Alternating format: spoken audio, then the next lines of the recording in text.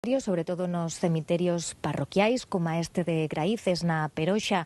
Aquí nichos, sepulturas e mesmo panteóns prepáranse para ese día de defuntos, e son moitas as empresas que se encargan da limpeza deste tipo de tumbas, moitas delas centenarias que requiren da tutela de patrimonio. Por iso este tipo de traballos non só levan dedicación, senón que tamén teñen que realizarse por persoal especializado.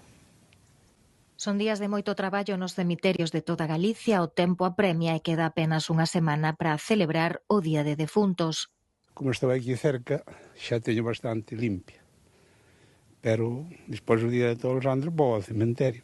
E antes limpio un pouco tamén, claro.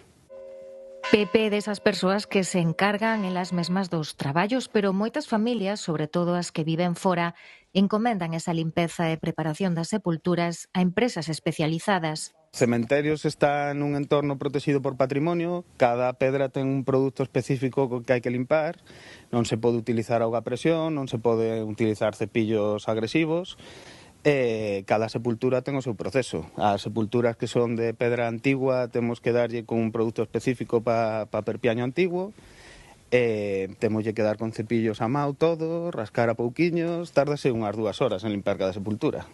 Non é unha tarefa fácil, nichos en altura, sepulturas baixo terra e mesmo panteóns, algúns centenarios que requiren todos os cuidados e autorización de patrimonio.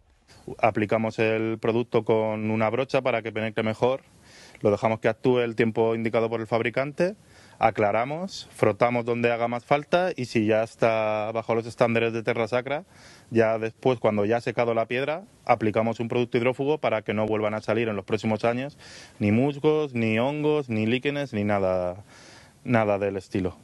Nestes días previos a ese 1º de novembro, o seu traballo multiplícase. Nun día poden visitar uns 10 cemiterios e limpar unhas 10 sepulturas. Pois a chámanos particulares, porque as sepulturas aquí cada unha pertenece, son titulares propios. Estas son de familia, non son concesións, e cada sepultura pertenece a unha familia. Chámanos os familiares, chámanos moita xente de aquí e logo chámanos xente tamén de fora. En cemiterios parroquiais como este de Graíces na Peroxa, onde tan só viven unha dúcia de veciños, son ben agradecidos estes traballos que loitan de algún xeito contra o esquecemento e co que queren manter viva unha tradición ancestral de Galicia.